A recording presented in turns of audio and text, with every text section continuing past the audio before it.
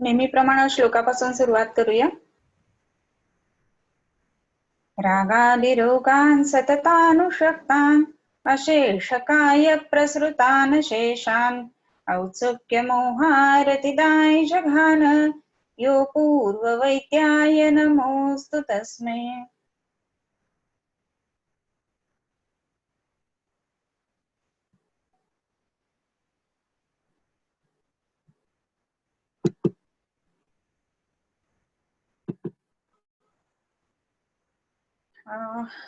आपण श्वास हिक्का चिकित्सा बघत होतो. श्वास हिक्केच्या चिकित्सेमध्ये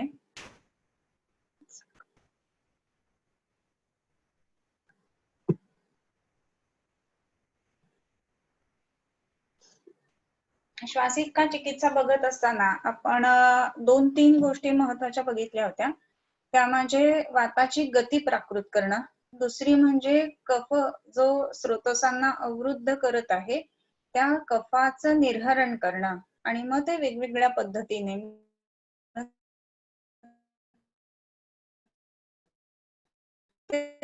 कफाचं निर्वाची गोष्ट आपण बघितलेली होती स्वेदन. त्याच्यामध्ये अवश्यम स्वेदनीयानाम अस्वेद्यानामपेक्षणम असं म्हटलेलं आहे. सो स्वेदन हे कंपल्सरी आहे. आणि मग स्वेदन कुणाला द्यायचं तर मग आक्तम लवण तैलेन असं म्हणून ते सांगितलेलं होतं. त्याच्यानंतरची महत्वाची गोष्ट अशी आहे की वमन आणि विरेचन जो सुखाने निर्हरण होईल असा मार्ग असेल तर त्यांनी आपण शरीरातल्या उत्कृष्ट अशा कफाचं शोधन करायचं. परंतु जर का कफ उत्कृष्ट नसेल तर मग मात्र काय करायचं तर मग तिथे शोधन न देता शमन द्यायचा. कारण अनुत्कृष्ट कफ, अस्विन्न आणि दुर्बल असा 3 प्रकारचा जो रुग्ण आहे त्याला जर का आपण स्वेदन चांगलं न करता, कफाचा उत्क्लेश न करता आणि दौर्बल्य त्याचं न घालवता ह्या पद्धतीने जर का त्याला वमन किंवा विरेचन कुठलाही आपण शोधन कर्म करायला गेलो तर त्याच्यामध्ये वायू लब्धास्पदो मर्मम संशोष्य आसू हरेत असून असं म्हटलेलं आहे. आणि मग अशा वेळेला काय करावं तर मग एकतर धूमपान द्यावं आणि वेगवेगळे सांगितलेले आहे की शमन चिकित्सा द्यावी. तर मग ही जी शमन चिकित्सा आहे तर त्याच्यामध्ये काय काय वापरावं हे आपण बघत होतो.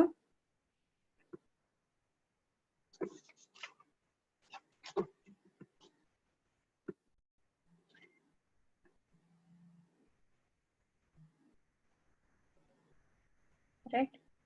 सो कुलत्थ दशमूलानां क्वाथे सिंहू जांगलाहा रसाहा युषाश्च. कुलत्थ आणि दशमूल याचा मुख्य करून क्वाथ किंवा त्याच्यामध्ये सिद्ध केलेले युष किंवा इतर मांसरस वगैरे वापरावेत.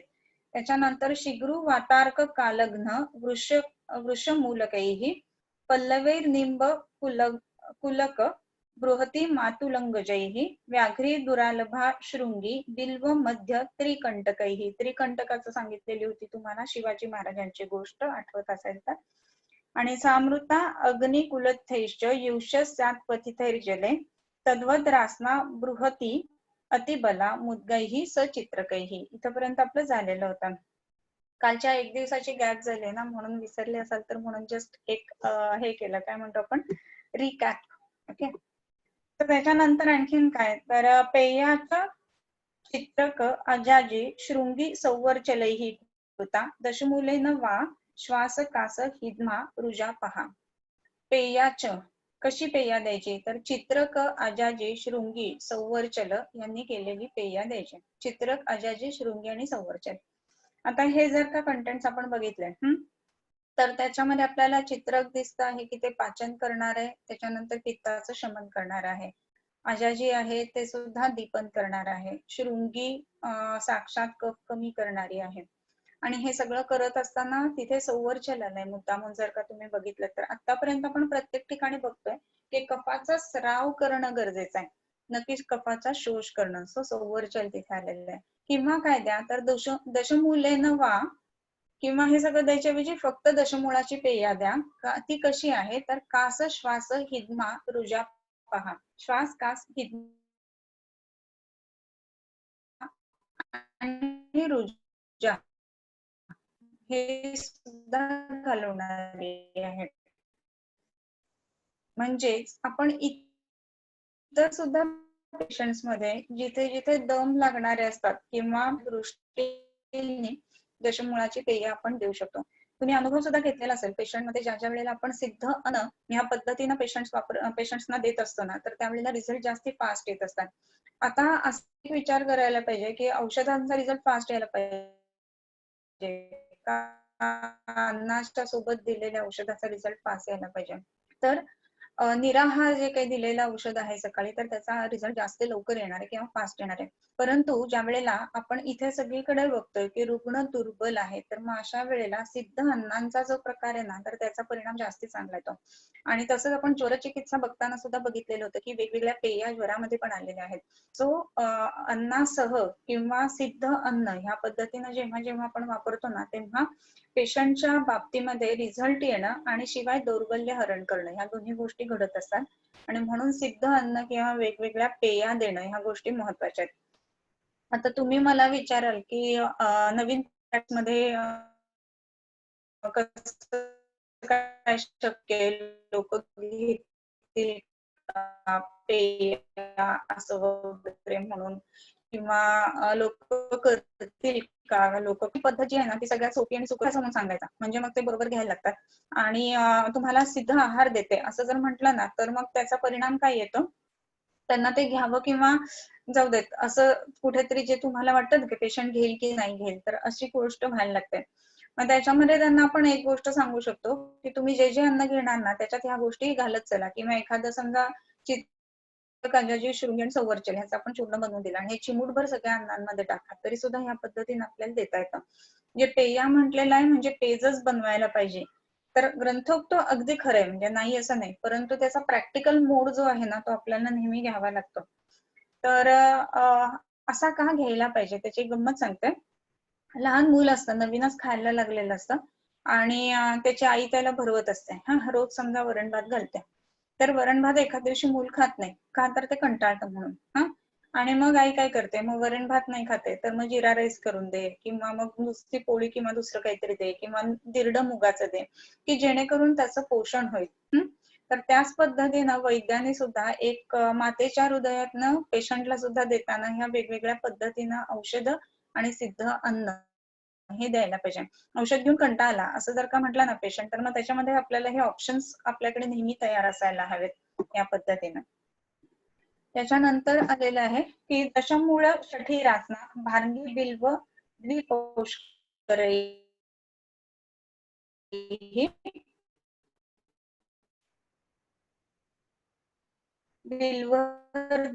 तामालकी अमृत तामालकी बेक कषायम जीर्णेस्मिन पेयाम तैरैवेच साधितम. त्याचा काढा घ्या किंवा त्यांनीच तयार केलेली सिद्ध अशी पेया घ्या. हे कशासाठी काय काय द्यायचं आहे, तर दशमूळ षठी, षठी म्हणजे आपण कचोरा म्हणतो ना तो, दिवाळीच्या उठण्यांमध्ये आपण वापरतो उत्तम सुगंधासाठी. रासनाम भारंगी बिल्व, त्याच्यानंतर रुद्धी बिल्वर्धी तो ना संधी आहे, आणि पौष्करेही पुष्कर मूळ, कुलीर शृंगी, कुलीर म्हणजे काकड शिंगे, कुलीर शृंगी, चपला, तामालकी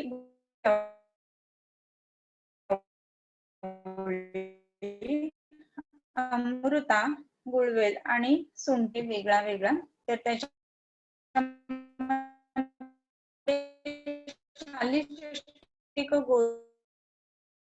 गोधूम यव मुद्ग कुलथ पार्श्वार्थी साठेचाळीच्या लाया गोधूम किंवा गहू यव मुद्ग आणि कुलथबुक हे जे जे खातो हे सगळं जे आहे तर ते खावं. कशासाठी, तर कास हृदग्रह पार्श्वार्थी म्हणजे कास खोकला, हृदग्रह हृदयामध्ये जखडाट होत असेल तर, पार्श्वार्थी पार्श्वांच्या ठिकाणी जर शूल होत असेल तर, हिदमा श्वास ह्या गोष्टींच्या प्रशांतीसाठी. म्हणजे आता जे आपण म्हणलो ना की पेया द्यायचे पेशंटला, आणि पेया देत असताना पेशंट म्हणला की अहो मला आता कंटाळा आला, दुसरं काहीतरी वेगळ्या पद्धतीचं औषध द्या, तर त्याचं उत्तर इथे लगेच देऊन ठेवलंय की शालिष्टिक गोधूम यव मुद्ग कुलथबुक, म्हणजे हे वेगवेगळ्या पद्धतीनं सिद्ध करून तुम्ही द्या. म्हणजे कसं आहे ना की एकच एक अशा पद्धतीनं नाही आहे ते. शालिषष्टिक म्हणजे आपण तांदळाची पेय ह्या दृष्टीने आलंय, आणि ते त्याच्यासोबत सुद्धा तुम्ही इतरही गोष्टी देऊ शकता. सिद्ध गोधूम देऊ शकता, सिद्ध यव देऊ शकता, सिद्ध मुद्ग देऊ शकता, सिद्ध कुलत्थ देऊ शकता. तर ह्या पद्धतीनं वेगवेगळ्या ठिकाणी वेगवेगळ्या पद्धतीनं सिद्ध आहार त्या पेशंटला जाणं ही गोष्ट जास्त महत्वाची आहे. ह्याच्यामध्ये एक आता विचारायला पाहिजे तुम्ही हे द्या किंवा दशमुळाची द्या, किंवा आता जसं म्हटलं तसं दशमुळासाठी रासना, भांगी, बिल्व, रुद्धी, पौष्कर ही द्या. मग ही द्यायची का ही द्यायची, म्हणजे आपला जो कन्फ्युजन असतं ना की ग्रंथात बहुत सारे दिलेले असतात आणि द्यायचं कुठलं नेमकं हे आपल्याला समजत नसतं. तर मग त्याच्याकडे ना असं एक ह्याच्याने बघावं आणि मग आपल्याला लक्षात येतं की कोणत्या कोणत्या पेया कोणकोणत्या कंडिशन्स मध्ये आपण वापरू शकतो. तर त्याच्यामध्ये आता सगळ्यात पहिली जी आलेली की चित्रक, आचार्य, शृंगी आणि संवर्चन. हे जर का आपण बघितलं ना तर ह्याचा एकंदरीत धाटणी अशी आहे की ते अग्निदीपन जास्त दिसतंय आपल्याला. आजाजी आहे, चित्रक आहे आणि संवर्चल आहे, शृंगी आहे या दृष्टीने. आणि संवर्चल असल्यामुळे विशेष करून शरीरातलं म्हणजे पोटामधलं उदरातलं आदमान घालवणार आहे त्या. आणि आदमान घालवणार असल्यामुळे आपण ती गोष्ट जी आहे ना तर ती अग्नीला आवरण किंवा अग्नीच्या ठिकाणी किंवा मोठ्या आतड्यामध्ये लहान आतड्यामध्ये कफानी रुद्धत्व येणं, तर अशा ठिकाणी ह्या गोष्टींचा वापर आपण जास्ती करू. त्याच्यामुळे हे आपण एक आहे. दुसरं म्हणजे आहे की दशमूलेन पा असं म्हटलंय. केवळ दशमूलांनी सिद्ध असं जर द्यायचं असेल ना तर तिथे आपल्याला एकांतिक वाताच्या प्रकोपाची लक्षणं जर दिसत असतील तर, म्हणजे काय की काहीतरी एक्सेसिव्ह एक्सरसाइज झाला आणि मग दम लागलेला आहे वगैरे अशा पद्धतीनं असेल ना तर तिथे दशमूळाची आपण वापरणार. आणि जिथे ढग आलेत किंवा पाऊस एकदम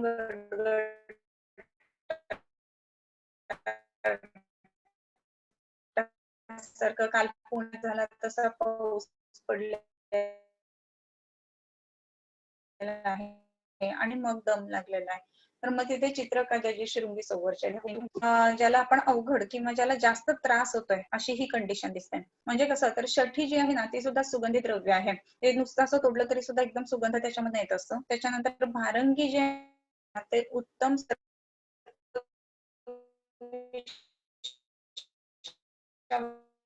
औषध आहे. आणि ढग येऊन जो दिवस असतो तर वाढत असतो. आणि ह्याचाच अर्थ शरीरामधला जो प्रभाव असं आपण बघायला पाहिजे. म्हणजे बाहेरच्या आपण दुर्दिनेचा प्रभाव त्या विषयावरती येतो, तर शरीराच्या मध्ये कोणता काल आहे हे सुद्धा बघायला पाहिजे.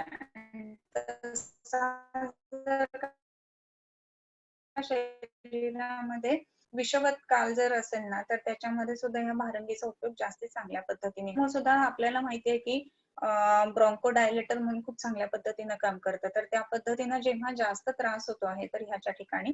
त्याच्यानंतर कुलीर शृंगी म्हणजे कर्कट शृंगी जी आपण वापरतो ती सुद्धा उत्तम श्वास कमी करणारी आहे. चपला, तामालकी. आता तामालकी म्हणजे भुयावळी. तर भुयावळी ज्या वेळेला आपण बघतो ना तर मध्ये यकृतावरती जाणारी अशा दृष्टीने असते. तर श्वास यकृती असंही म्हटलेलं आहे. श्वास यकृताच्या संदर्भामध्ये श्वास असताना आहे किंवा हिपॅटोमेगॅली आहे असे जे पेशंट आहेत तर त्यांच्या संदर्भामध्ये आपण ही विशेष करून तामालकी, अमृता ही शब्द वापरू शकतो. तर पिबेक कषायम जीर्णे अस्मिन इथे आले बरोबर. तर जीर्ण असताना असं म्हटल्यानंतर रोग जीर्ण असणं आणि दुसरी महत्वाची गोष्ट म्हणजे जीर्ण झाल्यानंतर मग पुढची औषधं द्यावी ह्या अर्थाने ते जीर्णे अस्मिन अशा पद्धतीने. हॅलो हॅलो मग काय काय वेगळं थोडा द्यावं तर आवाज मग ब्रेक कालीषष्ठी होतोय. गोधूम. हॅलो डॉक्टर गौरी, आवाज थोडा ब्रेक आवाज होतोय. येतोय. हा मध्ये मध्ये ब्रेक होतोय पण. आज येतोय ना हा पण आज येतोय. माझ्याकडे थोडासा प्रॉब्लेम आहे नेटला, पण तरी ओके रिझॉल्व झालेला आहे. ऍटलिस्ट बर. आपण घेऊ शकतोय आज. अदरवाईज मला असं एक सेकंद वाटलं होतं की आज कदाचित आपल्याला ब्रेक घ्यायला लागतोय का काय, पण नेट चालू. ओके ठीक आहे.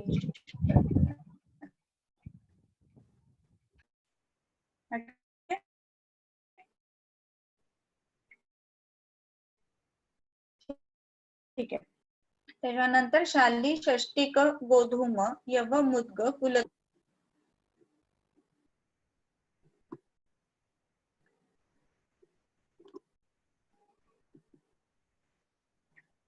सक्तुन्वा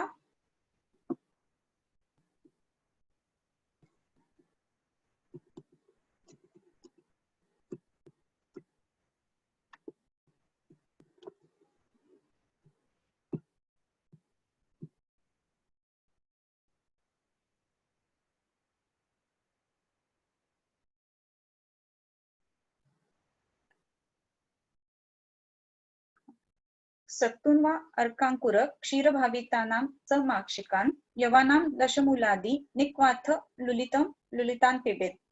त्याच्यामध्ये सक्तुन्वा अर्कांकुर क्षीरभावितानां क्षीरभावित केलेले असे सक्तू. मग क्षीर कशाचं क्षीर तर अर्कांकुर. अर्क म्हणजे रुई. रुईच्या अंकुराच्या चिकाची भावना दिलेलं असं सक्तुन्वा असं सातूचं पीठ कशासोबत घ्यायचं तर मधाबरोबर घ्या. किंवा काय घ्यायचंय तर यवानाम दशमूलादी निक्वाथ लुलितान पिबेत. दशमुळाचा क्वाथ यव घालून म्हणजे यवाच्या सोबत असं लुलित म्हणजे एकत्र करून अशा अर्थाने बर का ते तर घ्यावा. आता इथे काय आलंय तर रुईच्या चिकाची भावना दिलेले रुईच्या अंकुराची चिकाच्या भावने दिलेले एक थोडक्यामध्ये इथे वापरायला हवाय आणि तो सुद्धा विशेष करून अंकुराच्या ठिकाणी असा. तर रुई जी आहे ना ती सुद्धा उत्तम श्वासग्न म्हणून काम करते आपल्याला माहितीये. आणि मारुतीला रुईची पानं नेहमी वाहिली जातात. आणि मारुती जी आहे ती पवनपुत्र हनुमान आपण म्हणतो. पवनपुत्र जर असेल तो तर त्याच्याकडे साक्षात पवनाची गती आहे आणि म्हणूनच त्याची शमन करण्यासाठी किंवा ते गतीचं शमन करण्याच्या दृष्टीने म्हणून रुईचा वापर केला जातो. आणि म्हणूनच तुम्ही जर बघितलं तर हनुमंताला नेहमी तेल वाहणं, उडीद वाहणं आणि रुई ह्या 3 गोष्टी नेहमी हनुमंताच्या पूजेमध्ये आपण बघतो वापरलेल्या. तर आता त्याचा जर का विचार केला ना तर रुई जी आहे तर ती साक्षात श्वास कमी करणारी किंवा वाताला जिंकणारी अशी आहे. दुसरी गोष्ट आपण तेल वाहतो हनुमंताला तर तेल जे आहे ते सुद्धा उत्तम शरीरामध्ये वाताचं शमन करणार आहे म्हणून तेल वाहतो. आणि तिसरी महत्वाची गोष्ट जी आहे ना तर ती उडीद वाहिले जातात. तर ते शनी मारुती वगैरे असं आपल्या डोक्यात परंतु उडीद जो आहे ना तर तो जेवढा उत्तम वृक्ष आहे तर तेवढाच तो उत्तम वाताचं शमन करणार आहे आणि म्हणून तिथे उडीद येतो. तर त्या दृष्टीने आपण देवदेवतांना ज्या ज्या गोष्टी वापरल्या जातात ना तर त्यांचा विचार नेहमी करायला हवा. सो त्याच्यामध्ये सक्तुन्वा अर्कांकुर क्षीरभावितानां समाक्षिकान यवानां दशमूलादी निक्वाथ लुलितान पिबेत. अन्नेच योजयेत क्षार हिंगवाज बिड दाडिमान च पौष्कर षठी व्योष मातुलुंग आम्ल वेतसान. अन्नेच योजयेत योजना करावी. योजयेत मूळ धातू. किम योजयेत अन्ने योजयेत अन्नामध्ये योजावं. काय काय योजावं अन्नामध्ये तर क्षार हिंगू आज बीड दाडिमा. अन्नामध्ये क्षार वापरावा. क्षार म्हणजे यवक्षार हा सर्वसाधारणतः म्हणजे आपण जे पापड वगैरे बनवायला वापरतो ना तो. त्याच्यानंतर हिंग आणि बिडलोण ज्याला आपण बिड म्हणतो ते. त्याच्यानंतर डाळिंबाचा आपण परवा रेसिपी एक बघितलेली होती सगळ्यांनीच. त्याच्यानंतर स पौष्कर षठी व्योष. पुष्कर मूळ षठी आणि व्योष. व्योष म्हणजे सुंठ मिरे पिंपळे आणि मातुलुंग आणि आम्लवेतसा ह्या गोष्टी ज्या आहेत त्या छोट्या ह्याच्यामध्ये मी ना त्यावेळेला BMS ला होते आणि माझ्या मामाकडे राहायला गेलेले होते. तर मामाची जी मुलगी आहे ती नोन केस ऑफ अस्थमा आहे. सो माझ्यापेक्षा मोठी होती ती आणि मी सेकंड इयर BMS ला होते बरं का फक्त. तर दम लागलेला आहे आणि वाताचं शमन करायला पाहिजे एवढं फक्त माहिती होतं. घरामध्ये रात्री 11, 11:30, 12ची वेळ असेल तर आता काय द्यायचं असं सगळं चाललेलं होतं. दम लागलेला होता तर त्यावेळेला मला एवढं सुचलेलं होतं की हा आपण आता हिंग देऊयात. जर आपण घरी आहोत तर आपण ही गोष्ट नक्की करू शकतो म्हणून. तर त्यावेळेला तिला चमचा साधारणतः हिंग तुपामध्ये मिक्स करून गरम पाण्याबरोबर घ्यायला सांगितलेला होता. आणि हिंग जो आहे ना तो छातीला चोळायला सांगितलं आणि तळहात तळपायाला चोळायला सांगितलं. हिंग संज्ञास्थापन म्हणून पण आहे. आणि बाकी कोणतंही औषध तिथे नसताना फक्त हिंगाने लागलेला दमाचा जो वेग होता ना तो कमी आलेला होता. तर सेकंड इयरला असताना BMSच्या जेव्हा आपण औषध देतो आणि पेशंटला बरं झालेलं बघतो ना तर त्यावेळची जी अचिव्हमेंट ना ती एकदम भारी वाटतं. मी केस सरांना सांगितलेली होती तर मग सरही म्हटलेले की अरे वा ह्याच्यामध्ये एवढं सुचणं ही गोष्ट महत्वाची आहे म्हणून. आता हिंग ही गोष्ट तर प्रत्येकाच्या घरामध्ये असतेच. सो ज्या वेळेला आपल्याला फोन येईल किंवा आपण घरी आहे पेशंट त्याच्या घरी आहे आणि आता काय द्यायचंय असं जेव्हा जेव्हा होतं ना तर त्यावेळेला ह्या पद्धतीनं आपण वेगवेगळ्या गोष्टींचा विचार तिथे निश्चित करू शकतो. त्याच्यानंतर आहे दशमूलस्य वाक्वाथम अथवा देवदारुणः पिबेत वा वारुणी मंडम हिद्म श्वासी पिपासितः. ज्या वेळेला हिद्मा आणि श्वास असताना पिपासितः जेव्हा काय म्हणतो तहान लागलेली असेल त्यावेळेला काय प्यावं तर दशमूलस्य वाक्वाथम दशमुळाचा क्वाथ तहान लागल्यानंतर प्यावा किंवा देवदारूचा क्वाथ प्यावा. देवदाराबद्दल सुद्धा आपण बोललेलो होतो मला वाटतं की देवदारापासून टर्पेंटाईन नावाचं जे ऑइल निघतं ना तर त्याच्याने उत्तम शरीरामधलं आत्मान कमी येत असतं. तर ते हे जे असतात ना फर्निचर वाले पॉलिश वाले वगैरे तर त्यांच्याकडे तर टर्पेंटाईन मिळतं. तर लहान मुलं जेव्हा जेव्हा घरात असतात ना तेव्हा हे टर्पेंटाईन निश्चित आणून ठेवा. 1 ते 2 थेंब टर्पेंटाईन आणि 1 चमचाभर खोबरेल तेल असं मिक्स करून पोटाला लावल्यानंतर असे गॅसेस पास होतात मुलांची आणि मुलं एकदम आनंदून खेळायला लागतात. सो ह्या दृष्टीने टर्पेंटाईनचा किंवा देवदाराच्या तेलाचा उपयोग खूप चांगला होतो. आणि वारुणी मंड त्या ठिकाणी प्यावा असं म्हटलेलं आहे.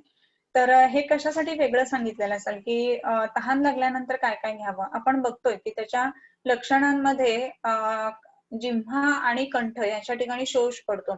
तर त्याला तहान लागणार आहे आणि जेवढं तो पाणी पिणार आहे तर तेवढं त्याचा अग्निमांद्य होणार आहे, सामता उत्पन्न होणार आहे आणि विकृत कफ तयार होणार आहे. आणि जो विकृत कफ आहे तो पुन्हा स्रोतसांना अवरुद्ध करणार आणि दम वाढणार आहे. तर त्या दृष्टीने पाणी ही गोष्ट महत्वाची राहते ह्या पेशंटमध्ये. आणि म्हणूनच सिद्ध जल हे त्याला नेहमी प्यायला द्यायचं पाहिजे. आणि हे सिद्ध जल कसलं पाहिजे की जे वाताचं शमन करेल आणि जे कफाला अविरोधी असेल. ह्या पद्धतीनं हे सिद्ध जल आपण वापरायचं आहे.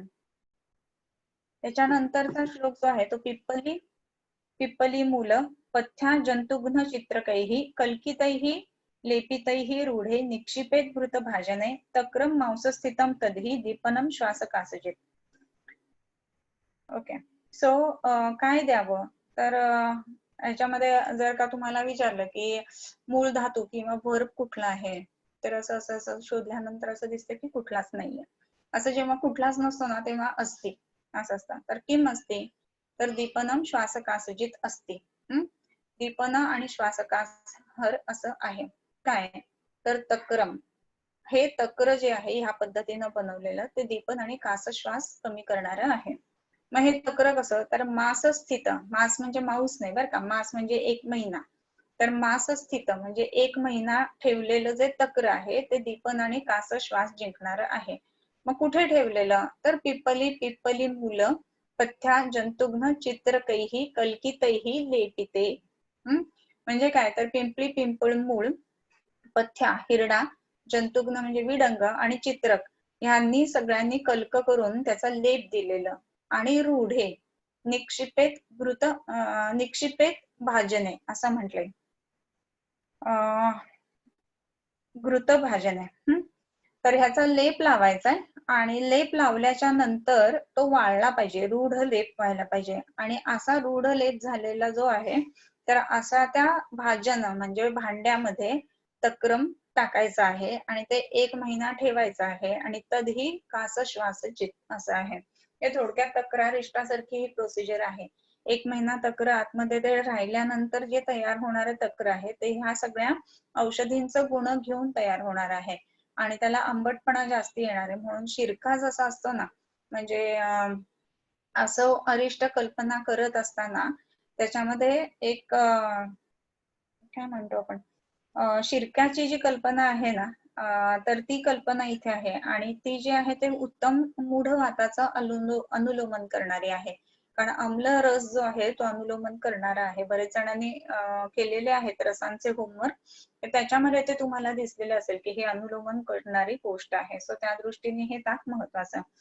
त्याच्यानंतर आहे पाठा मधुरसा दारू सरलम निशी संस्थितम सुरामंडे अल्पलवणम पिबेत प्रसृती संमितम भार्गी शुंठौ सुखम बोभी क्षारम वा मरीचान्वितम स्वक्वाथ पिष्टाम लुलिताम बाष्पिकाम पाययेत वा. पाठा मधुरसा दारू सरलम निशी संस्थितम, रात्री निशी संस्थितम, रात्री ठेवलेलं काय तर पाठा मधुरसा आणि दारू हळद आणि सरळ. पाठा मधुरसा म्हणजे मोरवेल, दारू हळद आणि सरळ देवदार. तर हा जो आहे हा भिजत घालून निशी संस्थितम रात्री ठेवावं. हा कशा आणि रात्री ठेवल्यानंतर काय करायचं तो सकाळी सुरामंडे अल्पलवणम पिबेत प्रसृती संमतम, एक प्रसृती एवढा प्यावा. प्रसृती म्हणजे साधारण आपण उंजळ म्हणतो ना, तर तेवढा तो प्यावा. आणि काय तर भारंगी शुंठी सुखोंबोबी, भारंगी आणि सुंठ हे जे आहेत ना ते सुख अंभोबीही, अंभ म्हणजे पाणी, कोष्ण जलाबरोबर, किंवा काय घ्यायचं क्षारम वा मरीचान्वितम, क्षार मरीच अन्वित, क्षार म्हणजे यवक्षार आणि मरीच ह्या गोष्टी घ्याव्यात. स्वक्वाथ पिष्टाम लुलिताम बाष्पिकाम वा पाययेत वा. बाष्पिका म्हणजे बाफळ्याचा काढा जो असतो ना, तर त्याच्यामध्ये पिष्ट करून त्याच्यामध्ये तो काढा घ्यावा. आता ह्याच्यामध्ये जर का आपण बघितलं ना तर त्याच्यामध्ये कसं आहे की पाठा मोरवेल देवदार आणि देवदाराचा नार म्हणजे सरल ह्या ज्या काही गोष्टी आहेत त्या भिजत घालून त्याचा प्यावा. हे बघितल्यानंतर पाठा आणि देवदार जे आहेत तर देवदार आपण बघितलं की ते कसं कसं काम करेल वगैरे ह्या गोष्टी लक्षात येतात. पाठा मोठ्या आतड्यावर काम करून विशेष करून करेल आणि म्हणून तो हे कमी करेल, दम कमी करेल. भारंगी आणि सुंठ हे मगाशी जसं आपण म्हटलं ना त्याप्रमाणे विषावरती पण काम करणार आहे आणि विकृत कफ आहे तो दूर करणार आहे, म्हणून ह्या दोन गोष्टींचं महत्व आहे. आणि दुसरी एक जोडी आली ती यवक्षार आणि मरीच, ही थोडीशी वेगळी वाटते आपल्याला बघत असताना.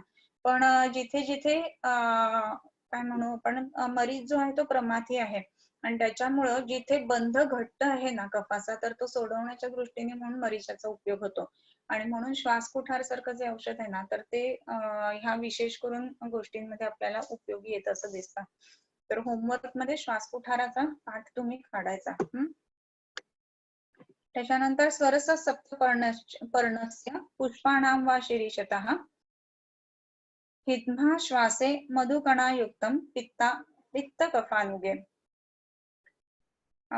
स्वरसः सप्तपर्णस्य, सप्तपर्णाचा स्वरस, पुष्पाणां वा शिरीषतः किंवा शिरीषाची फुलं त्यांचा रस, हिद्मा श्वास असताना मधुकणायुतः, मध आणि कणा म्हणजे पिंपळी यांनी घालून तो वापरावा. कुठे तर पित्त कफानुगे, हे श्वास आहे आणि पित्त कफ जे श्वास आहे असं असताना सप्तपर्णा शिरीषाचं फूल आणि मधु आणि पिंपळी ह्या गोष्टी वापरायच्या. आता इथे जर बघितलं ना तर शिरीष जो तो विषग्न म्हणून उत्तम काम करतं, अगदातलं वनस्पती आहे ते. सप्तपर्णा जी आहे ना ती उत्तम ज्वर कमी करणारी सुद्धा आहे.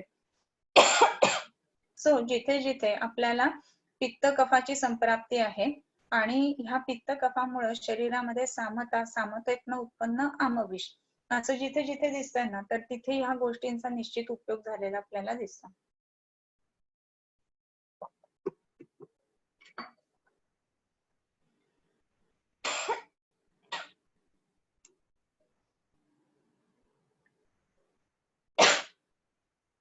त्याच्यानंतर आहे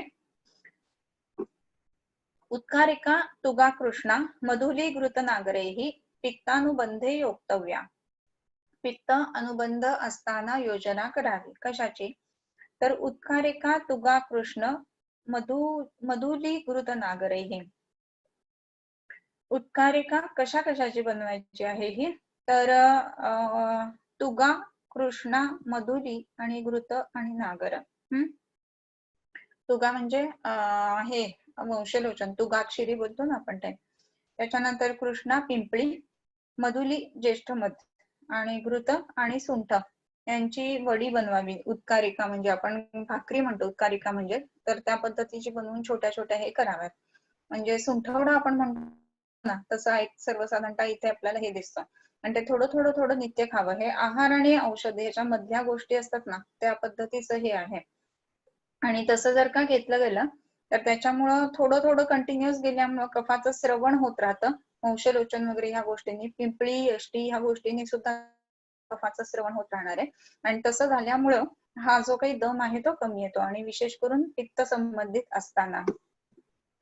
त्याच्यानंतर पवने तू अनुबंधिनी, म्हणजे फक्त वाताचा अनुबंध असेल तर काय करावं, तर श्वाविच्छ माशिक कणाघृत शल्यक शोणितैः सुवर्चला रसव्योष सर्पिभिः सहितं पयः अनुशल्योदनं पेयं वातपित्तानुबंधिनी चतुर्गुणांबु सिद्धं वा छागम स गुडनागरम.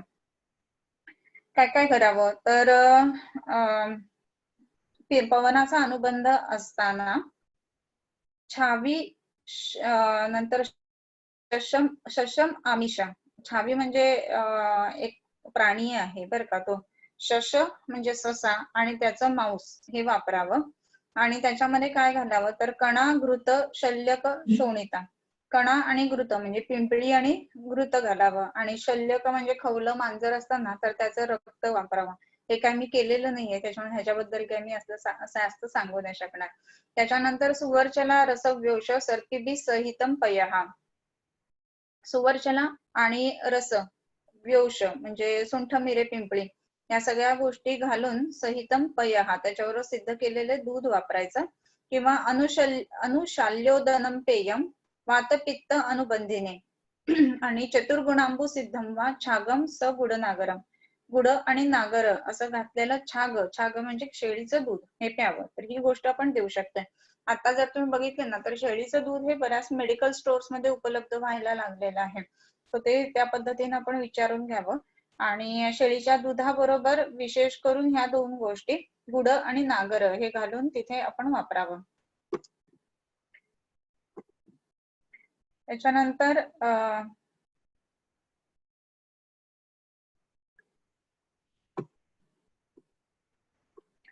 पिप्पली मूल मधुक गुड गो अश्व शकृत रसान हिद्मा अभिषंद कासग्नम लिहात मधुघृतान्वितान. पिप्पली मूल मधुक पिंपळीचं मूळ, मधुक यष्टी, गुळ, गो अश्व शकृत रस, गो अश्व यांचा रस शकृताचा. म्हणजे हे जे असतं म्हणजे गाईचं शेण आणि अश्व शकृत ह्याचा रस वापरावा. आणि ह्यानी काय होतं, तर हिद्मा अभिषंद कासग्नम लिहात मधुघृतान्वितन. मधु आणि घृत ह्याच्या सोबत जर का घेतलं गेलं तर काय होईल, हिद्मा आणि अभिषंद आणि कास या तीन गोष्टी त्याच्यातनं उत्तम पद्धतीनं नष्ट होतील. आता हे जर का बघितलं ना, तर हे पित्त विरेचन करणारी द्रव्ये आहेत. विशेष करून ह्याचे जे सांगितलेले आहेत गो अश्व शकृत रस म्हणजे यकृताला उत्तेजना देऊन ह्या गोष्टी करणाऱ्या आहेत. आणि पिप्पली मूल आणि मधुक हे आहेत त्याच्यासोबत. सो विशेष करून यकृताशी संबंधित आहे आणि हिक्का आहे असं जिथे जिथे दिसतं ना, तुम्ही हिपॅटिक बघितलेले असतील हिक्कप्स बऱ्याच वेळेला, तर त्या ठिकाणी आपण हे विशेष करून वापरू शकतो असं एक वाटतं मला. त्याच्यानंतर गो गज अश्व वाराह उष्ट्र खर मेष अज विट रसम म्हणजे ह्या सगळ्यांचे विट रस वापरावे. विट रस म्हणजे त्यांच्या शकृताचा रसा. कुणाकुणाचा, तर गो, गज, अश्व, वराह म्हणजे काय म्हणतो डुक्कर, उंट, खर म्हणजे गाढव, मेष म्हणजे मेंढा, अज म्हणजे शेळी. तर हे बोकड किंवा ह्या सगळ्यांचा विडरस वापरावं. समद्वैकशो लियात बहुश्लेष्मा अथवा पिपेत. हे जे आहे ना, तर त्यांच्या शकृत रस घेऊन त्याच्या काय घ्यावं, तर लेह करून घ्यावा. कशासोबत, मध्वैही एकैकशः म्हणजे मधासोबत एकैकश म्हणजे एकेकाचं घ्यावं. म्हणजे सगळं घ्या किंवा एक घ्या. श्लेष्मा अथवा पिपेत असं म्हटलंय. कफ जास्त जर का असेल ना, तर त्याच्यामध्ये ह्या सगळ्यांच्या रस जो आहे तो मधासोबत घ्यावा. आणखीन काय आहे, तो चतुष्पाद चर्म रोमास्थी खुर शृंगोद्भवाम मशीम तथैव वाजिगंधाया लिहात कासी कफोलबणः. कफ जर जास्त वाढलेला असेल तर चतुष्पाद चर्म रोम अस्थि खुर शृंग उद्भव मशी म्हणजे चार पायांचे जे जे प्राणी आहेत त्यांचं चर्म, रोम, अस्थि, खुर किंवा शुंग हे सगळे घेऊन त्याची मशी बनवावी आणि ती वाजीगंधायाम लिहेत. वाजीगंधा म्हणजे अश्वगंधेसोबत घ्यावी. आणि तसं घेतल्यानंतर कास खपोलवण जर का असेल तर तो कमी होतो. आता हे आपण जर विचार केला ना तर हे कसं काय आपण वापरणार वगैरे, तर त्यातल्या त्यात शृंग भस्म आपण वापरत असतो ह्याच्यातलं.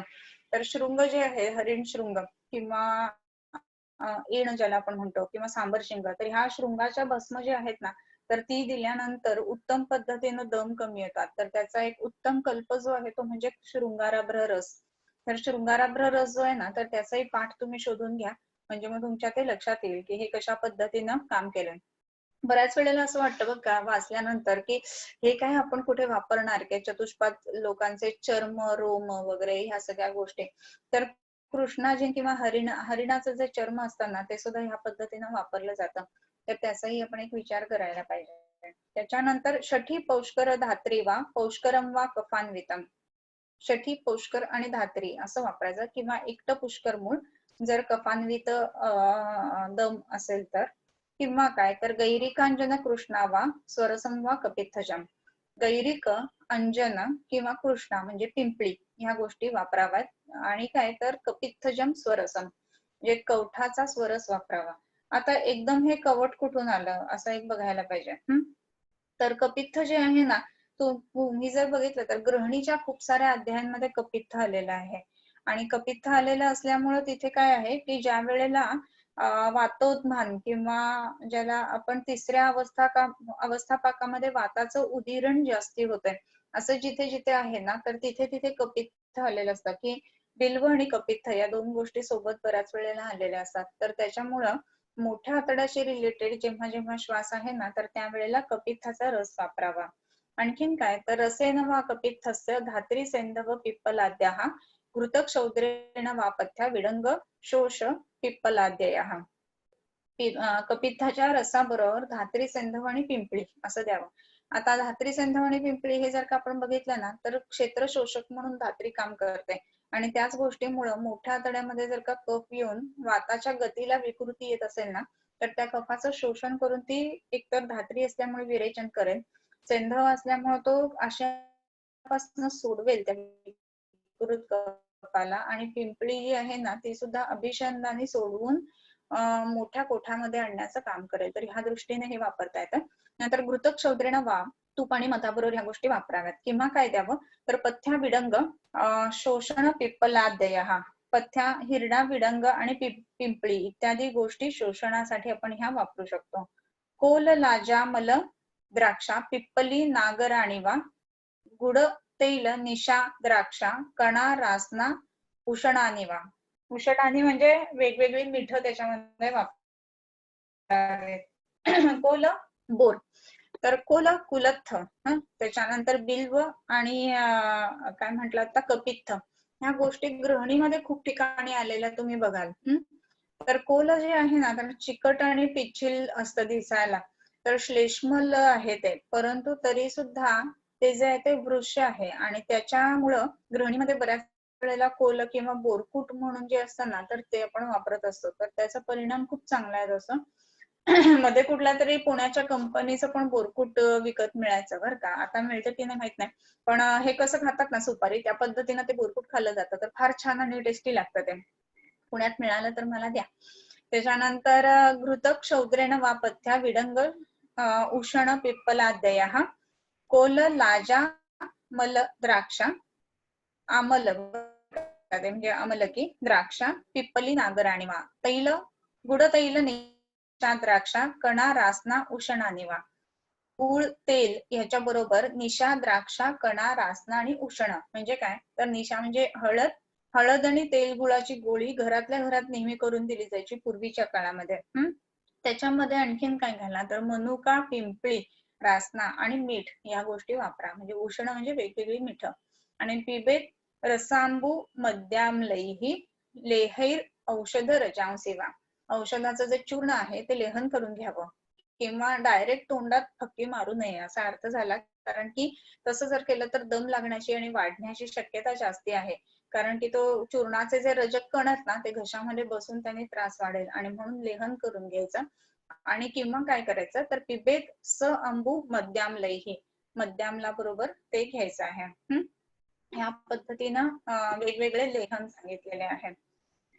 त्याच्यानंतर जीवंती मुस्त मुस्त सुरसा त्वग एला द्वय पौष्करम चंडा तामालकी लोह भांगी नागर बालकम कर्कटाख्या शठी कृष्णा नाग केसर चोरकम, चोरक म्हणजे ओवा, उपयुक्तम यथा कामम चूर्णम द्विगुण शर्करम, डबल साखर घालावी आणि त्याप्रमाणे वापरावं. कशा कशामध्ये तर पार्श्वरूप कासघ्नम हिद्मा श्वास हरम, पार्श्वरूप म्हणजे पार्श्वशूल घालवणार, ज्वर घालवणार, कास घालवणार, हिद्मा आणि श्वास घालवणार हे परम औषध आहे असं म्हटलेलं आहे.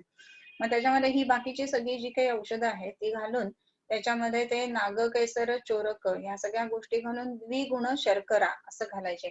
तर तुम्ही जर का बघितलं ना तर बरेचसे हे जे आहेत योग ना तर त्याच्यामध्ये शर्करा खूप ठिकाणी आलेली असते. आणि शर्करा म्हणजे इथे खडीसाखर या अर्थाने घ्यायला पाहिजे. आणि खडीसाखर ज्या वेळेला वापरायची ना तर ती खडीसाखर जी आहे ती उत्तम पित्तशमनासोबतच कफाचा स्राव करणारी आहे. तुम्ही जर बघितलं असाल ना तर भजन म्हणणारी वगैरे लोक नेहमी खडीसाखर मधनं मधनं खात असतात.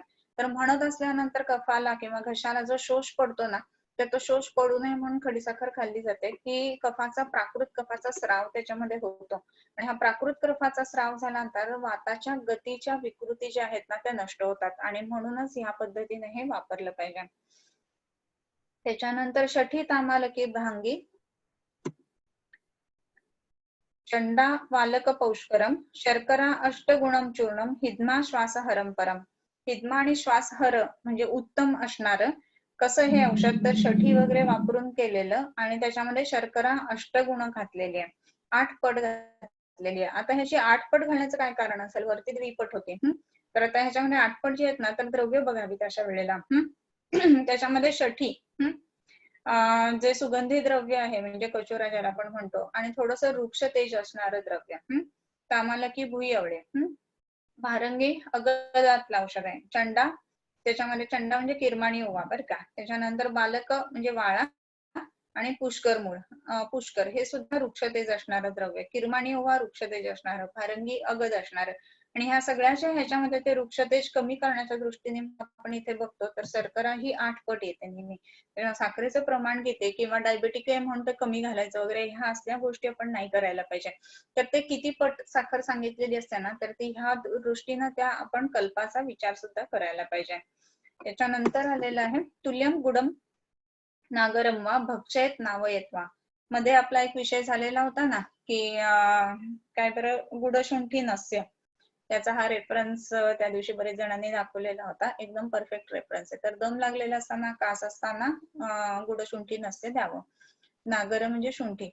तुल्यम गुडम नागरमच्या भक्षयेत आणि नावयेत वा, भक्षयेत म्हणजे तेल आणि गुळा म्हणजे गुळ आणि सुंठ यांची गोळी तेलाबरोबर जरी करून दिली ना तरी त्याचा परिणाम चांगला येतो. अदरवाईज नस्य द्यावं. तर नस्य ज्या वेळेला द्यायचं आहे तर मग ते कसं द्यायचं ह्याबद्दल बरीच चर्चा झालेली होती, ग्रुपवरती मी बघितलेलं होतं. सो त्याच्यामध्ये गुळ आणि सुंठ हे कोरडे एकत्र केले जातात. आणि कोरडं एकत्र करून ते गाळून घ्यायचं रुमालातनं चांगलं आणि गाळून घेऊन जो पावडर तयार होते तर त्याचा नस्य द्यायचा. तर त्याच्यामध्ये आपल्याला खाली येल्ड खूप कमी मिळतं जेव्हा आपण गाळतो त्यावेळेला, परंतु त्याचा परिणाम खूप चांगला येत असतो. आणि दुसरी एक पद्धत आहे की आलं घेऊन किसायचं आणि त्या किसलेल्या आल्यामध्ये गुळ घालायचा आणि गुळ घातल्यानंतर ते विरघळतो आणि मग ते गाळून घ्यायचं आणि त्याचा नस्य करायचा. मग आता आर्द्र नागर किंवा शुष्क नागर ज्याला आपण सुंठ म्हणतो तर हे कधी वापरावं तर आर्द्रकाला आर्द्रक म्हटलंय बरं का बरेच ठिकाणी. तर नागर असा शब्द आलेला नाही पण नागर म्हणत असताना सुंठ हे अध्यारूत आहे. सो इथे सुंठ वापरावी असे एक ग्रंथोक्त पद्धतीनं किंवा आपण टीकाकारांच्या अँगल मधनं बघतो ना तर त्यावेळेला ती एक गोष्ट लक्षात येते. पण समजा आल्याचं दिलं तरी रिझल्ट त्याचा येतो. तर जसं आपण इतर ठिकाणी आर्द्रक तेल वगैरे वापरत असतो ना विश्व वगैरे तर त्या पद्धतीनं त्याचा रिझल्ट येतो. पण मग दोघांमध्ये फरक काय किंवा काय काय चेंजेस होतील ज्या पद्धतीने ही पद्धत वापरली किंवा ती पद्धत वापरली तर आपण जर का त्याचा स्वरस काढून आल्याचा स्वरस काढून जर का वापरला ना तर स्वरस जो आहे तर तो त्याच्यामध्ये फक्त गूळ घालून जर का दिलं गेलं हा, तर कदाचित कुठेतरी जास्त नेझल इरिटेशन होईल त्याच्यामधनं, असं एक वाटतं. दुसरी महत्वाची गोष्ट म्हणजे नसेल झालं तरी उत्तम आहे, परंतु पित्ताचे प्रकृतीचे लोक असतात ना, त्यांचं इरिटेशन लेवल थोडी हाय असते, तर त्यांच्या बाबतीमध्ये तो एक मुद्दा येऊ शकतो. आणखीन एक महत्वाची गोष्ट म्हणजे नस्याचे ड्रॉप्स जेव्हा टाकले जातात ना, तर स्वरस जो आहे तर त्याची व्याप्ती कमी राहते, म्हणजे टाकल्यानंतर तो थेंब असा पसरत ओघळत जसा जाणार आहे तसा तो म्युकोझामधनं ऍब्सॉर्ब होत जाणार आहे किंवा नस्याचा परिणाम आपल्याला मिळणार आहे. पण जर का आपण चूर्ण म्हणजे शुंठीचं चूर्ण आणि गुड असं एकत्र करून बारीक करून जर का दिलं असेल ना, तर ते देताना आपण कसं देतोय तर वायूच्या साह्याने देतो, म्हणजे फुंकून ते दिलं जातं किंवा आपण ब्लोईंग पाईप वापरून देऊ शकतो. आणि असं जेव्हा देतो ना, तर त्यावेळेला ते असं म्हणतात एकदम संपूर्ण पसरतं, कारण नेझल कॅव्हिटी जी आहे ना, त्या पूर्ण प्रत्येक कणाकणांच्या बाबतीमध्ये होऊन ते जातं आणि त्याच्यामुळे व्याप्ती जी आहे ना, तर ते जर चूर्ण वापरलं तर त्याची पटकन मिळते, असं एक मला वाटतं. हे एकही मत समजावं, होत असेल तर उत्तम गोष्ट आहे. मी हे वापरून जास्त जे आहे तर ते मी चूर्ण स्वरूपामध्ये जास्त वापरलेलं आहे, मात्र हे नक्की सांगते. त्याच्यानंतरच आहे लशुनस्य पलांडोर्वा मूलं गृञ्जनकस्य च चन्दनाद्वा रसं दद्यात् नारी क्षीरेण नावनं स्तन्येन माक्षिकावेष्ठा मल मलाक्तरसेन वा. ओके, सो लशुनस्य पलांडैर्वा मूलं गृञ्जनकस्य च, लसूण किंवा पलांडूचा किंवा गृञ्जनकाचा, सगळीकडे षष्ठी आहे. लशुनस्य पलांडो हो, पलांडू असा शब्द असल्यावर भानूप्रमाणे चालणार, भानवो हो पलांडो हो. तसं गृञ्जनकस्य, गृञ्जनक गृदेवस्य प्रमाणे गृञ्जनकस्य. ह्याचं काय वापरावं तर मूळ वापरावं, नाहीतर तुम्ही आपण घरातली लसूण घ्याल आणि ठेचून वापराल, तर तसं करू नका. आणि त्याच्यानंतर चंदनात वा रसम वा दद्यात नारी क्षीरेण नावनम, नारी क्षीर म्हणजे स्त्री स्तन्यासोबत नस्य द्यायचा किंवा चंदन घालून नस्य द्यायचा. म्हणजे काय काय वापरावं स्त्री स्तन्याच्या नस्यामध्ये तर गृञ्जनकाचं मूळ, लसणाचं मूळ किंवा पलांडूचं मूळ आणि चंदन वापरावं. स्तन्येनं माक्षिका विष्ठा, आता हे काय मी वापरले नाही, माशी म्हणजे माक्षिका म्हणजे माशी जी असते ना, आपण हाऊस फ्लाय म्हणतो, तर तिची विष्ठा, ते काय मी ऍक्च्युअली बघितलेले नाही आतापर्यंत. आणि ह्या गोष्टी मात्र केलेल्या असणार आहेत बरं का, परंतु म्हणजे ते माझं लिमिटेशन आपण म्हणू शकतो. आणि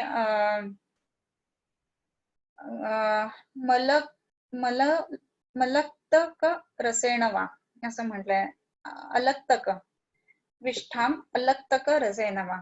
तर अलक्तक म्हणजे आळता किंवा जे ह्याच्यापासून बनवलं जातं ना, ते डान्सच्या वेळेला वगैरे लावतात ते, तर त्याचा रस जो आहे तो स्त्री स्तन्यासोबत आहे तर त्याचं नस्य करावं. तर स्त्री स्तन्याचं विशेष महत्व आलेलं आहे नस्याच्या बाबतीमध्ये. आणि एरवी ही सुद्धा आपण बघतो की स्त्री स्तन्याच्या नस्याने बऱ्याच गोष्टी ज्या आहेत तर त्या हे होत असतात. तर स्त्री स्तन्यामध्ये वैशिष्ट्यपूर्ण मॉडर्न नुसार आपण जेव्हा बघतो तर इम्युनोग्लोबिन्स खूप जास्त मोठ्या प्रमाणामध्ये असतात.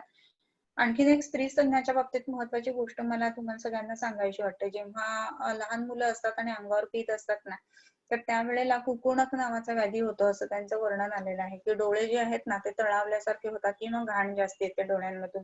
तर त्यावेळेला किंवा पुढे सुद्धा डोळे चांगले राहावेत, आणि आजकाल चष्मा वगैरे खूप जास्त प्रमाणामध्ये मुलांना लागतो, तर ते लागू नये म्हणून ह्या स्त्री स्तन्याचा उपयोग खूप चांगला होत असतो. तर कसं करायला पाहिजे ते तर ज्या ज्या वेळेला फिडिंग देत असतात ना स्त्रिया, तर त्यावेळेला त्यांना सांगायचं की फिडिंग स्टार्ट करण्यापूर्वी बाळाचे डोळे उघडून ब्रेस्ट थोडस स्क्वीज करून डायरेक्ट जे आहे ना हे स्त्री स्तन्य ते डोळ्यांमध्ये जावं, ह्या पद्धतीने अरेंजमेंट केली तर रोजच्या रोज त्यांना, लहान मुलांना डोळ्यामध्ये ह्या स्त्री स्तन्याचा आश्चर्य व्हायला लागतं. आणि तसं जर झालं ना तर डोळ्यांची ज्योती ज्याला किंवा आपण नेत्र ज्योती ज्या म्हणतो, तर ह्या गोष्टी चांगल्या राहायला लागतात. तर त्या दृष्टीने एक स्त्री स्तन्याचा वापर ह्या पद्धतीने करायला पाहिजे.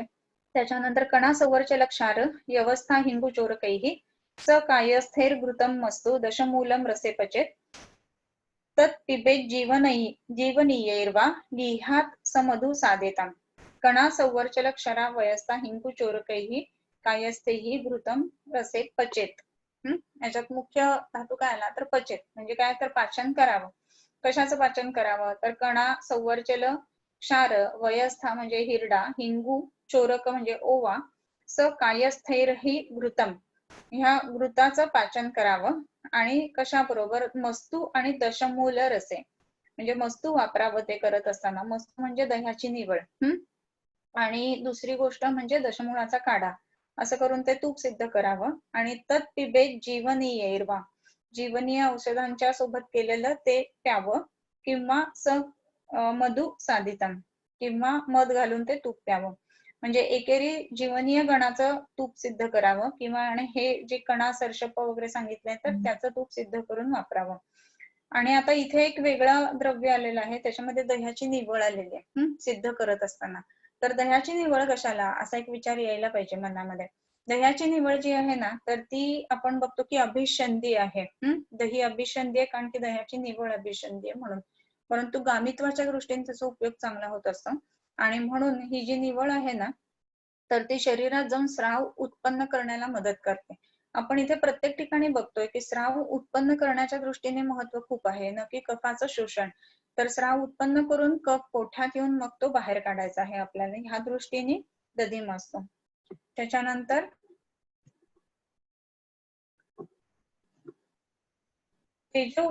तेजोवती अभयाकुष्ठम पिप्पली कटुरोहिणी भूतिकम पौष्करम मूलम पलाश चित्रकशठी पटुद्वयम तामालकी जीवंती बिल्व पेशिका वचापत्रम तालिसम वा कर्षाशिस्तैस विपाचयेत. ह्याच्यातला मूळ धातू विपाचयेत.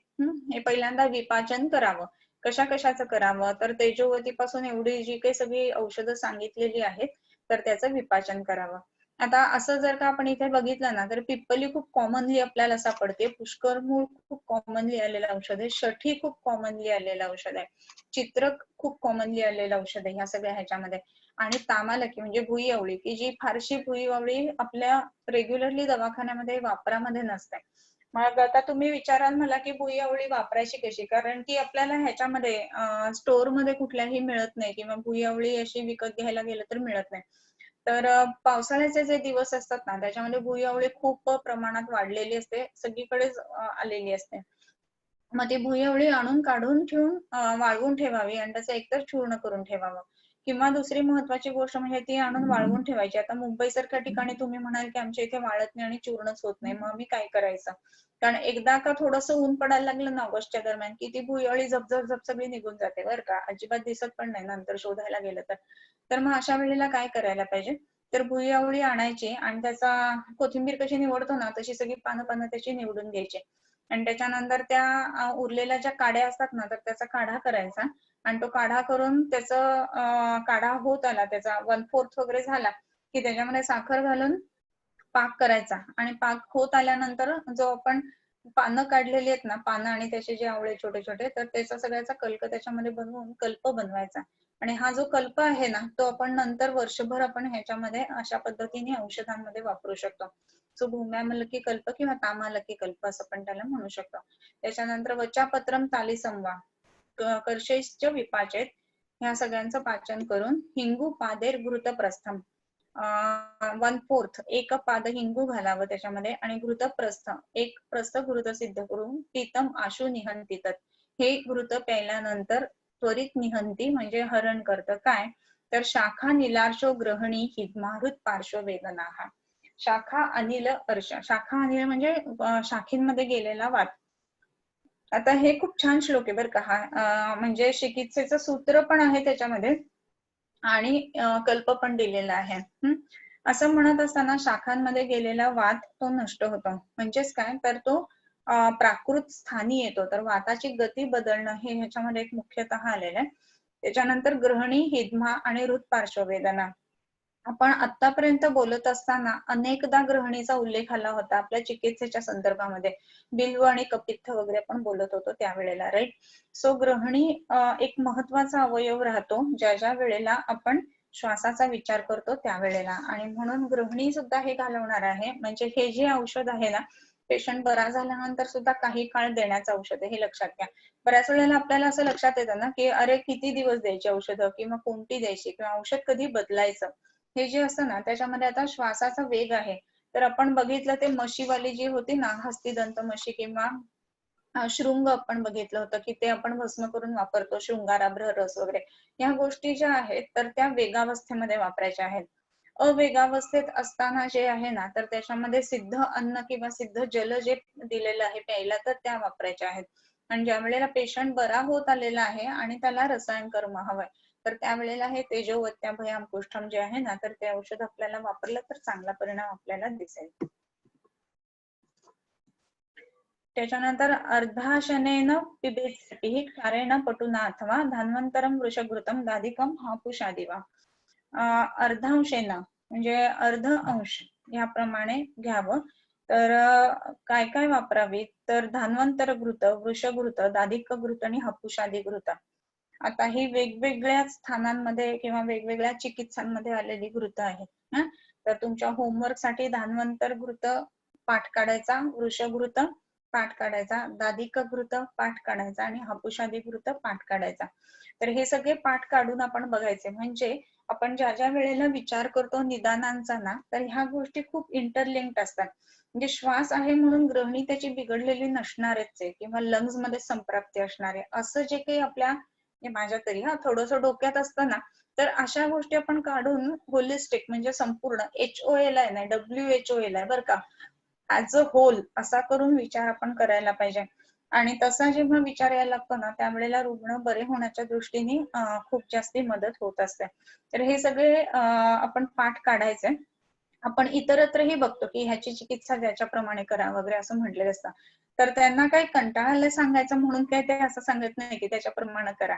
मग कसं सांगतात की ती आणि ती सिमिलॅरिटी आहे आणि ह्याची चिकित्सा वाचत असताना ह्याचा विचार तुम्ही नक्की करा, हे त्यांनी आपल्याला सूत्र सांगितलेलं असतं थोडक्यात. म्हणजे त्याच्यानंतर चितांबुसेक सहसा त्रास विक्षेप भीशुचः हर्ष उच्छ्वास संरोधाश्च हितम कटैश्च दंशनम.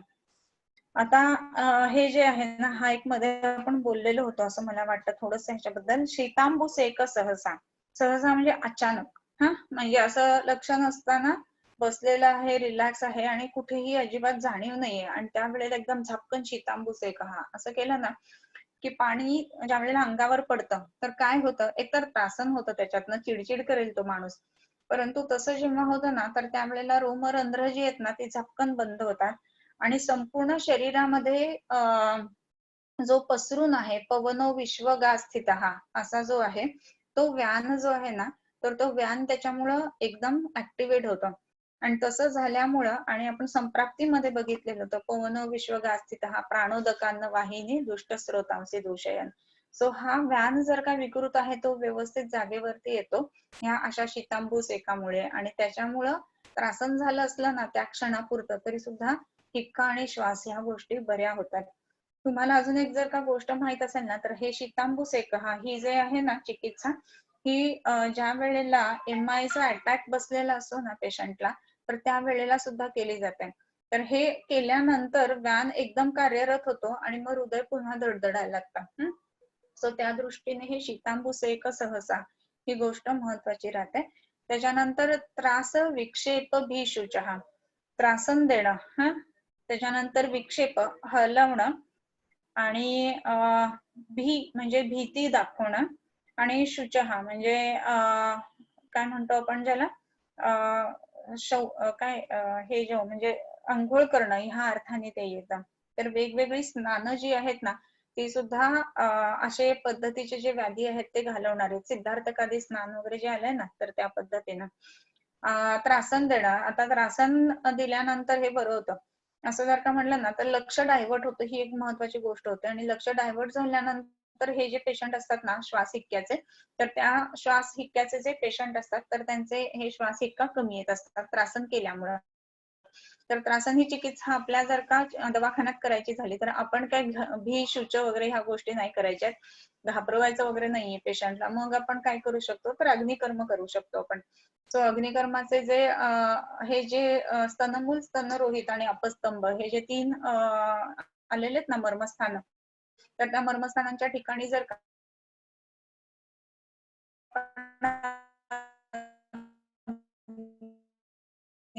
कर्म केलं ना, तर हे दम कमी येतात असं दिसतं.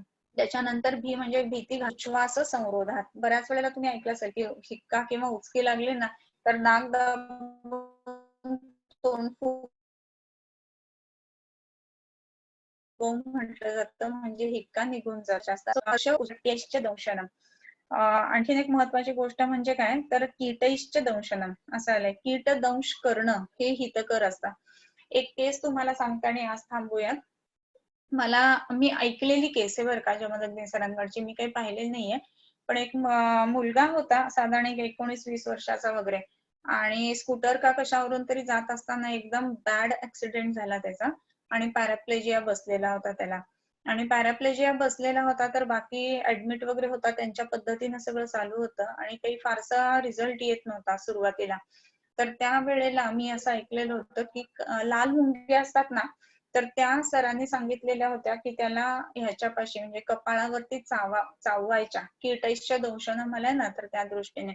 तर तसं केल्यामुळं नंतर ते श्वास आणि ह्या गोष्टी व्यवस्थित चालू झाल्या, आणि पॅराप्लेजिया मधनं बाहेर येऊन तो आज गाडी चालवतो, एवढा व्यवस्थित मुलगा आहे. इतकं. नाहीतर 19-20 वर्षाच्या वयाला जर का पॅराप्लेजिया बसला असेल तर त्या आई वडिलांना केवढं हे असेल. तर ही केस मी ऐकलेली आहे. तर ह्या पद्धतीने हे मी कीटदंश ही गोष्ट एक आहे. आणखीन एक काही ठिकाणी मी बघितलेलं आहे की मधमाशा असतात ना, त्या चावायला देतात, आणि ते चावल्यानंतर मग हे दम वगैरे कमी येतात, अशा पद्धतीचं पण काही आहेत गोष्टी की ज्याच्यामध्ये दिलं जातं असं. त्याच्यानंतर मधमाशीचा दंश जो असतो ना, त्याच्याने जसं आपण म्हणतो की हिस्टामाइन्स आणि ह्याच्यामुळे ते ॲलर्जिक रिॲक्शन्स वगैरे येतात, तर त्याच वेळेला एखादी जर का चावली असेल ना कीट, तर म्हणजे ही मधमाशी वगैरे, तर शरीरामध्ये चांगले बदल पण खूप होत असतात बरं का. तर मग त्याच्यामध्ये चांगल्या बदलांमध्ये कुठले, तर केस लवकर पांढरे न होणं, किंवा शरीरामध्ये चांगल्या प्रकारच्या हा पित्ताचा प्रवेश या अर्थाने ते घ्यायला पाहिजे, आणि म्हणून मग शरीरामध्ये हे दम लागणं किंवा ह्याही गोष्टी कमी येत असतात. सो हितम कीटैश्च दंशनम. शंका असतील तर काही घेऊयात आणि थांबूया.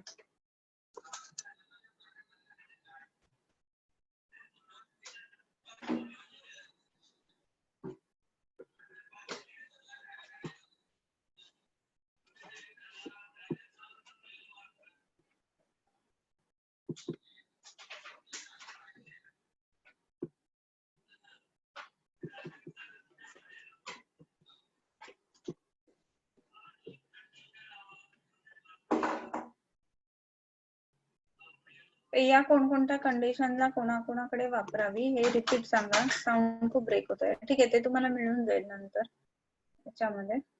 त्याच्यानंतर सुश्रुतानुसार श्वास कासात अनुपान देऊ नये असे म्हटले आहे. अवस्थेत असावे, पण अनुपान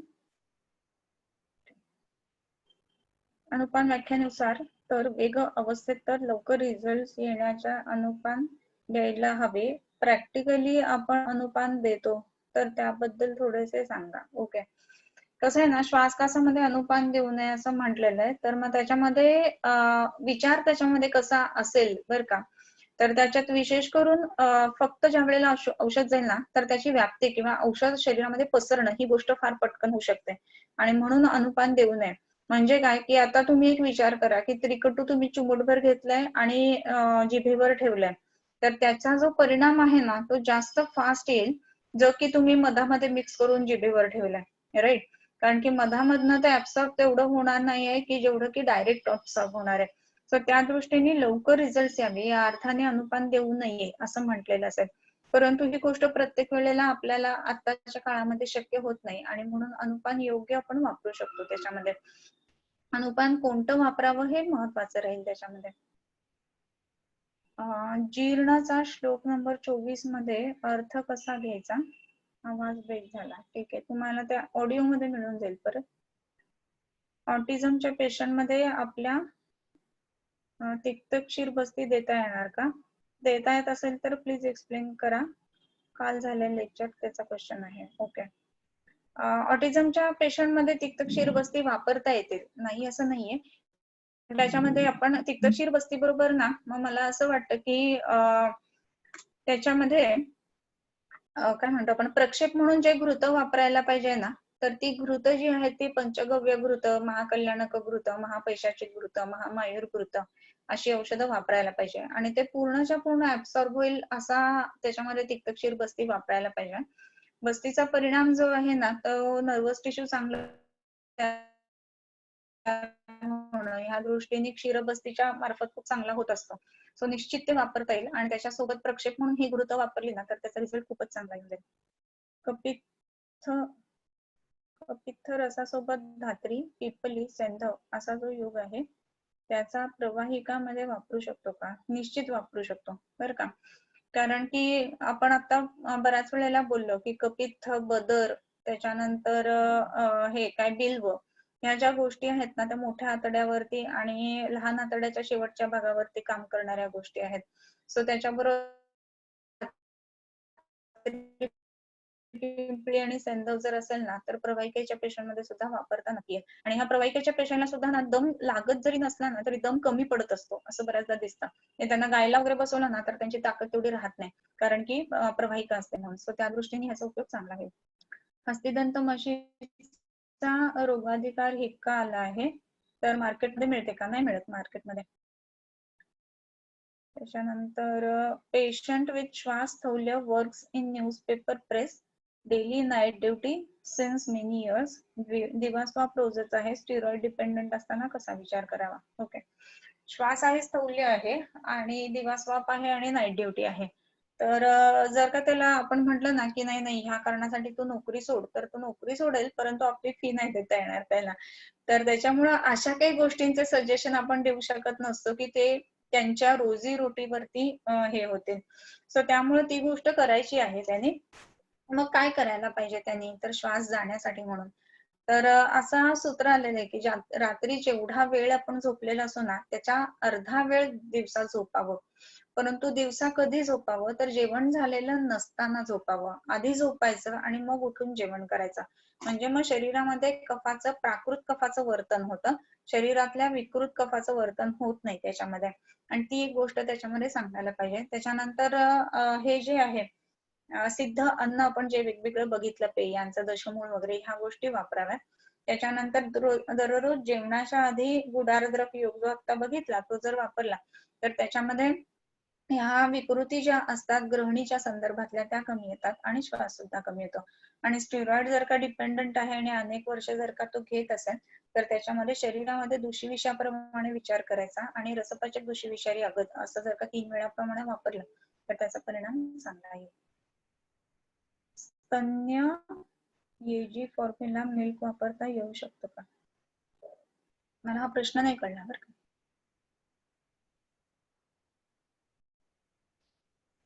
त्यानंतर male patient 60 years complaint of asthma rotacap inhaler चालू आहे.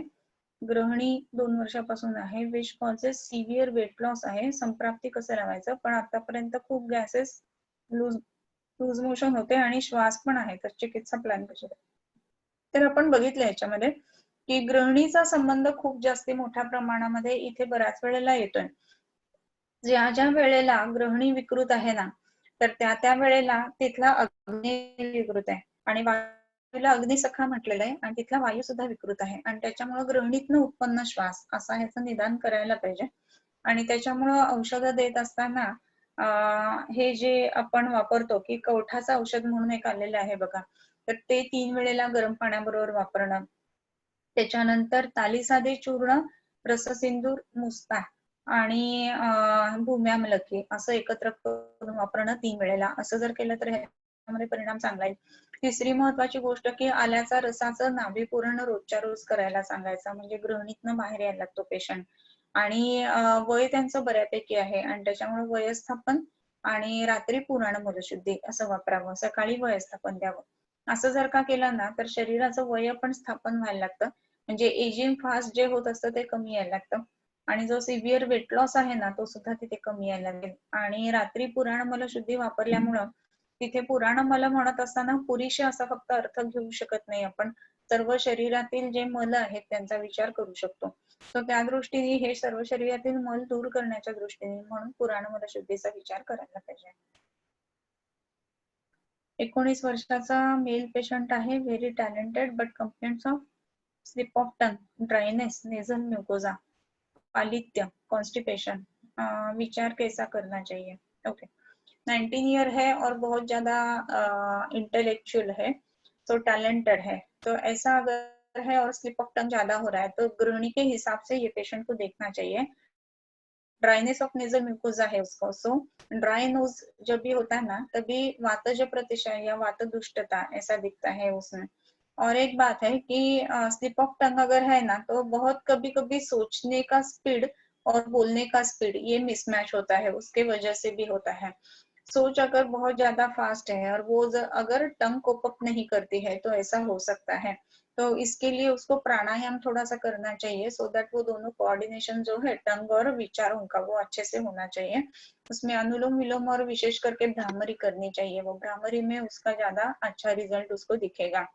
और एक बात है इसमें कि नेजल म्यूकोजा अगर ड्राई है और टैलेंटेड है तो भी कैसा है कि उसको अलग अलग नस्य देने चाहिए जो कि घृत बेस्ड नस्य है, इसका मतलब है दाढ़ी मादी घृत वगैरह ऐसा दे सकते हैं, उसमें अच्छा उसमें रिजल्ट आ जाएगा। स्लिप ऑफ टंग भी है और उसके वजह से टिपिकल स्टैमरिंग टाइप है या स्लिप ऑफ टंग है वो भी देखना चाहिए। एक हाथ शब्द इधर उधर हो गया ना तो उसको क्या बोलते हैं, व्यक्तिमत्व जो वो है ना वो कुछ डिस्टर्ब नहीं होता है। लेकिन अगर स्टैमरिंग है तो उसके काम में हर टाइम वो बीच बीच में आ जाएगा और वो तकलीफ देगा। इसके लिए अगर स्टैमरिंग है तो बाकी के बचपन में कभी गिरा था क्या वगैरह ये भी बातें देखनी चाहिए। और अगर गिरा और स्टैमरिंग है तो बांबूचं तेल जो है ना वो यूज करना चाहिए। ओके त्याच्यानंतर चाइल्डहुड अस्थमा आणि हेरिडिटी अस्थमा, त्यामुळे दोषाचा विचार कसा करावा आणि ट्रीटमेंट काय द्यावे। तर चाइल्डहुड अस्थमा जो असतो ना तर तो आताचा हा शब्द आलेला आहे बऱ्याच वेळेला लोकांचा, आणि हेरिडिटरी आपल्याला बऱ्याच वेळेला सापडतं अस्थमामध्ये। तर स्थान वैगुण्य असा विचार करायला पाहिजे हेरिडिटी असताना। त्याच्यामुळे नेक्स्ट जनरेशन चांगल्या करण्याच्या दृष्टीने म्हणून ज्या वेळेला असे अस्थमा असणारे माता पिता विचार करतात की आता त्यांना बेबी हवं आहे, त्यावेळेला आधीपासून विचार करून औषध घेऊन पंचकर्माने शुद्धी करून मग आपण हे करायला पाहिजे, कन्सीव्ह करायला पाहिजे। आणि दुसरी गोष्ट म्हणजे चाइल्डहुड जो काही अस्थमा आहे ना त्याच्यामध्ये कास वृद्ध्या भवेत श्वास हा ह्या पद्धतीनं जास्ती दिसतं, आणि ते सांगताना सांगतात की थोडं मोठं झाल्यानंतर बरं होईल वगैरे, पण असं काही दिसत नाही बरं का बऱ्याच वेळेला की 12 वर्षाचे झाल्यानंतर सुद्धा त्यांना अस्थमा असतो किंवा अस्थमा जातो आणि स्किनचे आजार पाठीमागे लागतात असं बऱ्याचदा दिसतं। तर त्या दृष्टीने विचार करताना ते विचार करावा। आणि रसपाचक आणि तालसिंदूर असं जर कॉम्बिनेशन मध्ये वापरलं तर त्याचा परिणाम चाइल्डहुड अस्थमा मध्ये चांगला येतो। बाकी सिद्ध अन्न द्यायला पाहिजे, बऱ्याच वेळेला ते दुधामध्ये वेगवेगळे पदार्थ मिसळून दिले जातात आणि त्या स्टिकीनेस मुळे सुद्धा अस्थमा बसत असतो। अगदी छोटी मुलं असतात त्यांना सुद्धा ग्रहणी किंवा अमिबियासिसचे त्रास आहेत असं दिसतं। अमिबियासिस वगैरे जर असेल तर अमिबिका उत्तम औषध आहे, तर त्याच्यावरच ते द्यावं लहान मुलांना, म्हणजे मग आपण त्यांना ह्या पोटाच्या आजारातनं बाहेर काढलं ना की मग चाइल्डहुड अस्थमा जो आहे तो चांगल्या पद्धतीने बरा होतो। हेरिडिटीचा विचार करताना मात्र नेक्स्ट जनरेशनच्या दृष्टीने तो विचार व्हायला पाहिजे। कालच्या ह्याचं एक आहे 4 year male child ADHD, less eye contact, speech less, only jumps more, suggest treatment please ma'am. Okay so आपण काल ह्याच्याबद्दल विस्तृत बोललेलं होतं। आता हे खूप जास्त उड्या मारतंय, स्पीक बोलत कमी आहे आणि अटेन्शन डेफिसिट आहे असं जर का असेल ना तर त्याच्यामध्ये कदंब तेल माथ्यावरती घालायला देणं, त्याच्यानंतर महापैशाची घृत, महापैशाचे चूर्ण हे दोन्ही सोबत एकत्र देणं गरम पाण्याबरोबर। त्याच्यानंतर दुसरी महत्वाची गोष्ट आहे ह्याच्यामध्ये द्यावी अशी की सद्ग्रहाचं चूर्ण जे आहे ना ते सकाळ संध्याकाळ गरम पाण्यातून, आणि सुवर्णयुक्त सारस्वतारिष्ट एवढं दिल्यानंतर हळूहळू या गोष्टी कमी यायला लागतील आणि एका जागी बसणं आणि अटेन्शन चांगलं होणं ही गोष्ट निश्चित व्हायला लागेल। घरी पेट डॉग आहे, फॅमिली हिस्ट्री अस्थमाची आहे, न्यूबॉर्न प्रिव्हेन्शन म्हणून काय करता येईल, ते पेट पहिले सोडून द्यायला पाहिजे बरं का, ते पेट कशाला ठेवायचं उगाचच। पेट कोणी सांभाळावं की ज्याचं मोठं घर असतं गावाकडे वगैरे असतं ना तशा टाईपचं, की परस आहे, माझघर आहे, पडवी आहे, असे जे काही सगळे असे स्लॉट्स असतात आणि सगळ्या घराच्या बाहेर आपण एक त्या पेट साठी आपण जागा करू शकतो। असं जर का असेल ना तर मग पेट सांभाळावं, निश्चित नाही असं म्हणत नाही, परंतु तशी जर जागा नाही, आपण स्वतः 6 माणसं 3 खोल्यांमध्ये जर का राहत असू ना, तर ते पेटला पण त्रास आणि आपल्याला पण त्याच्यापासून त्रास. सो ह्या गोष्टींचा विचार करायला पाहिजे आणि आता आहेच आहे. तर मग आता काय करायचं? असं जर का असेल ना, तर चतुष्पाद नखदंश धूपन व्यवस्थित करायला पाहिजे. महत्त्वाची गोष्ट म्हणजे ते जे डॉग आहे तर त्याला रोजच्या रोज अंघोळ घालणं आणि त्याची केअर करणं ह्या गोष्टी नीट करायला पाहिजे. डॉगच्या वगैरे अंगावर इष्ट प्रकारचे तर ते वगैरे येणार नाही त्याची काळजी घ्यायला पाहिजे. तर ह्या पद्धतीनं जर का केलं तर मग ठीक आहे. आणि पेशंटनी जर का डायरेक्ट डिलिव्हरी झाल्यानंतर हे विचारलं असं करू शकतो. नक्की बाळाला द्यायच्या. हा एक प्रश्न घेऊया आणि थांबूया. कफ प्रकोप कालले कफ आहे. ओके. वमन जमत नाही आता. शमन औषधीने रिलीफ दिसत नाहीये. काय करावं? कफ प्रकोप काळामुळे कफ आहे. ओके, असं आहे का ते? बरं. कफ जास्ती वाढलेला आहे असं आहे आणि आता काही वमन देता येत नाही. म्हणजे इथे जे उत्कृष्ट दोष आहेत तसे नाहीयेत.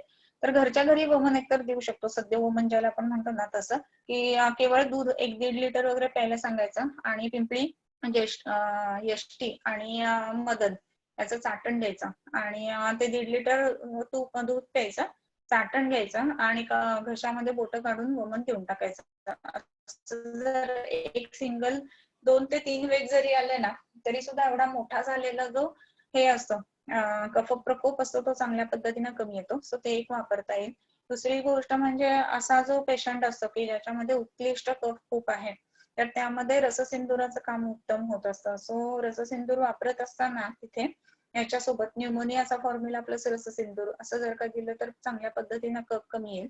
त्याच्यानंतर पारिजातक घनवटी वापरावी 1-1 गोळी 3 वेळाप्रमाणे. आणि अजून एक महत्वाची गोष्ट सेदन उत्तम पद्धतीने द्यायला पाहिजे. आयदर हॉट वॉटरने बॅगनी द्या किंवा सगळ्यात चांगलं म्हणजे अतसी उपनाहाने द्या. असं जर का दिलं तर त्याचा परिणाम चांगला आहे. ओके. सो मला असं वाटतं आता थांबूया. ओके.